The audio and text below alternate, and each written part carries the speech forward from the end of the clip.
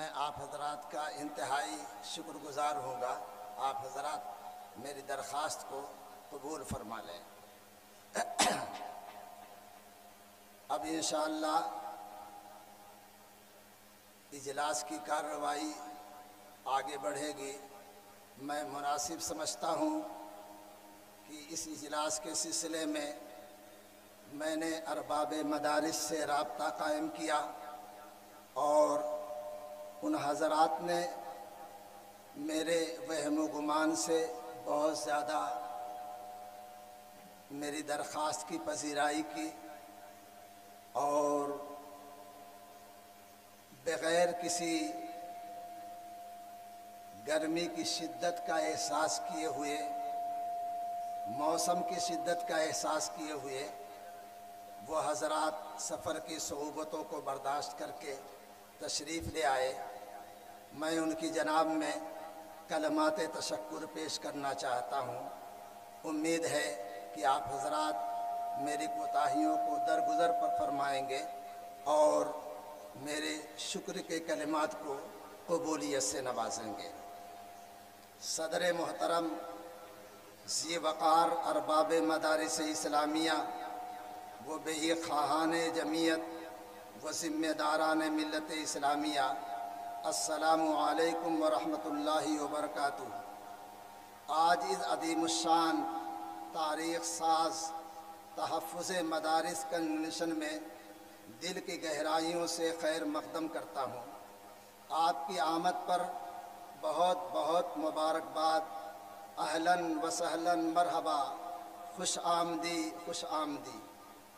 اللہ تعالیٰ کا لاکھ لاکھ شکر و احسان ہے کہ رب ذوالجلال نے محض اپنے فضل و کرم سے ہم تمام خدام ملت اسلامیہ کو اس عظیم دینی و ملی کنونشن میں دین اسلام کی نسبت پر شرکت کی توفیق مرحمت فرمائی۔ اللہ تعالیٰ قبولیت سے نوازے، ہماری کوتاہیوں کو درگزر فرمائے اور امت مسلمہ کے لیے خیر کا ذریعہ بنائے۔ پوری دنیا خصوصاً ہمارے ملک کو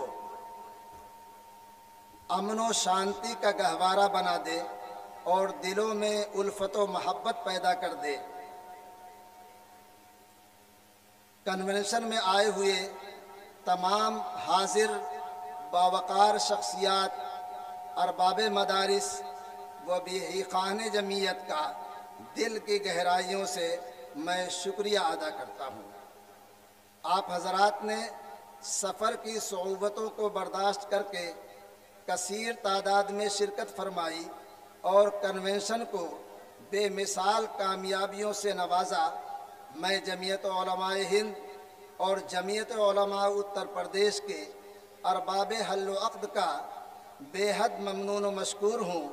خصوصاً ملت اسلامیہ کے دلوں کی دھڑکن، قوم کے مسیحا، بے لوث و بے باک قیادت کے امین، شیخ الاسلام مولانا حسین احمد مدنی علیہ الرحمہ کے جانشین، شیخ الہند مولانا محمود حسن دیوبندی کی فکروں کے محافظ و پاسبان، قائد ملت حضرت مولانا سید ارشد مدنی، استاذ الاساتذہ و صدر المدرسین و صدر جمعیت علماء ہند دامت برکاتہم کا، انہوں نے تحفظ مدارس کنونشن کے لیے تاریخ مرحمت فرمائی اور اس عظیم کنونشن کے انعقاد کی سعادت مشرقی اتر پردیش، خاص طور سے ضلع اعظم گڑھ کو نوازی۔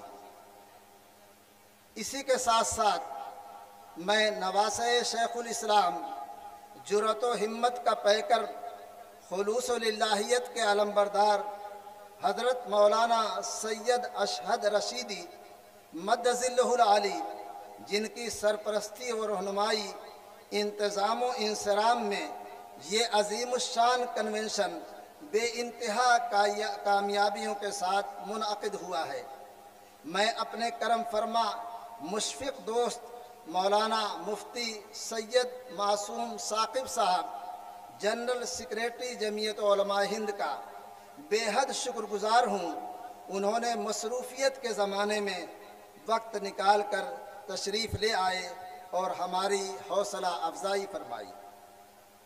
عزیزم مولانا کعب رشیدی ایڈوکیٹ سلمہ اللہ تعالی کا بھی شکریہ ادا کرتا ہوں کہ گوناگوں مصروفیات کے باوجود تشریف لا کر ارباب مدارس کی مشکلات کے حل کے لیے قانونی رہنمائی فرمائی۔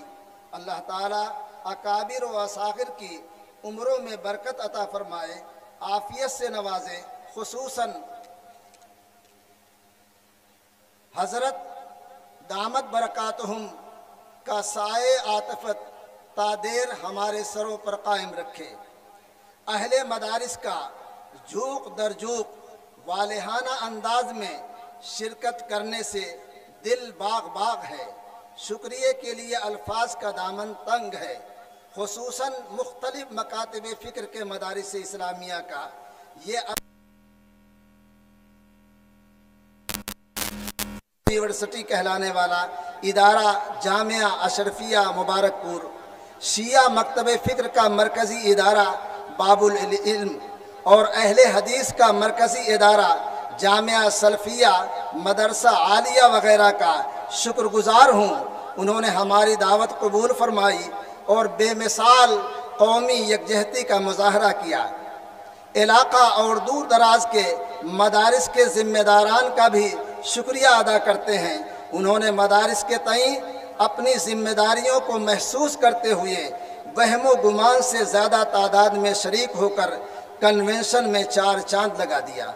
اللہ تعالیٰ آپ تمام حضرات کے قیمتی مخلصانہ جذبات کو قبول فرمائے اور مدارس اسلامیہ کے اس عظیم اتحاد کو قائم و دائم رکھے اور استحکام عطا فرمائے۔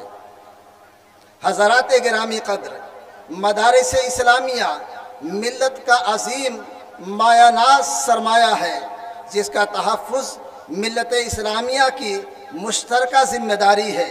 ملک میں اس کی سنہری تاریخ ہے اور روشن کردار ہے۔ مدارس کے تحفظ کے عنوان سے ہر مکتب فکر کا ایک منچ پر جمع ہونا ملت اسلامیہ کے لیے باعث فخر اور مستقبل کے لیے فعال نیک ہے۔ اس تاریخی موقع پر میں مدارس اسلامیہ کی توجہ اس طرف مبذول کرانا چاہتا ہوں کہ اسلام کی تاریخ میں روز اول سے مدارس اسلامیہ کا وجود ملتا ہے۔ ملک میں آزادی کے بعد رائٹ ٹو ایجوکیشن ایکٹ کی صورت میں بلا روک ٹوک مدارس اسلامیہ قائم کرنے اور چلانے کی آزادی حاصل رہی ہے۔ 2009 میں ترمیم کر کے اس آزادی کے استثناء کو ختم کر دیا گیا تھا، لیکن ملک میں اس کے خلاف جب آواز اٹھی تو 2012 میں پارلیمنٹ میں ترمیم کر کے بحال کر دیا گیا اور آج تک وہ قانون موجود ہے۔ اس کی خلاف ورزی کرتے ہوئے بہت سارے مدارس کے خلاف کارروائیاں کی جا رہی ہیں، جس نے مجبور کیا جمعیت علماء ہند کو کہ وہ تحفظ مدارس کنونشن کا انعقاد کرے۔ سپریم کورٹ کا مدارس کے خلاف ہر طرح کی کارروائی پر اسٹے موجود ہے۔ اس کے باوجود منصوبہ بند کارروائی حکومت کی طرف سے پریشان کن اور تشویشناک ضرور ہے، مگر حالات کا مقابلہ حوصلہ سے کرنا زندگی کی علامت ہے۔ مایوسی کا شکار نہ ہوں۔ ممکنہ حد تک مدارس کے تحفظ کے لیے بیدار اور فکر مند رہنا ملت اسلامیہ کے ہر فرد کے لیے ضروری ہے، مگر انتظام و انصرام کے لیے جو سرکاری ضوابط ہیں ان کا پاس و لحاظ رکھنا بھی ضروری ہے۔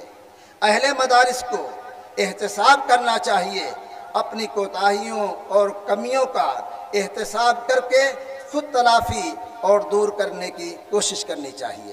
اس سلسلے میں معلومات حاصل کرنا چاہیے اور تلافی کی قانونی شکلوں کو اختیار کرنا چاہیے۔ جمعیت علماء ہند مدارس کے تحفظ کے لیے ہمیشہ سرگرم اور پرعزم رہی ہے۔ قانون پر عمل کرنے اور حکومت سے ایڈ نہ لینے کی تلقین ہمیشہ کرتی رہی ہے، قانون کو اپنے ہاتھ کے میں لینے کی مخالف رہی ہے۔ جمعیت علماء شعور، دانشمندی چاہتی ہے۔ جذبات میں بے قابو ہو جانا، سڑکوں پر اتر آنا، ٹکراؤ کی صورت پیدا کرنا جمعیت کی روایات اور طریقے کے خلاف ہے۔ جمعیت علماء اپنے موقف کو باوقار طریقے سے واضح کرتی ہے اور قانون کے دائرے میں رہتے ہوئے پرامن طریقے سے عوام کو بیدار ہونے کا موقع فراہم کرتی ہے، اپنی بات حکومت کے ایوانوں تک پہنچاتی ہے اور بوقت ضرورت عدلیہ سے رجوع کرتی ہے۔ الحمدللہ اسی باوقار اور پرعزم طریقے سے جمعیت علماء ہند نے اپنے مقاصد میں ہمیشہ کامیابی حاصل کی ہے اور انشاءاللہ آئندہ بھی حاصل کرتی رہے گی۔ میں آخر میں آپ تمام حضرات کا دل کی گہرائیوں سے شکریہ ادا کرتا ہوں، خاص طور سے ضلع انتظامیہ کا، جنہوں نے ہمارا ہر طرح سے تعاون دیا، اور ضلع جمعیت علماء اعظم گڑھ کا کہ اس کی تمام یونٹوں نے ہمیں بھرپور تعاون سے نوازا اور کنونشن کو کامیاب بنانے میں اپنی ذمہ داریوں کو پورے طور پر انجام دیا۔ ہم اپنی بے سر و سامانی اور خاطر خواہ سہولت کی فراہمی میں کمی و کوتاہی کے معترف ہیں، معذرت چاہتے ہیں اور دعا گو ہیں۔ اللہ تعالی ہماری حقیر کوششوں کو کامیاب بنائے اور اس کنونشن کو بے حد قبول فرمائے اور مدارس کے تحفظ کا ذریعہ بنائے۔ آمین ثم آمین۔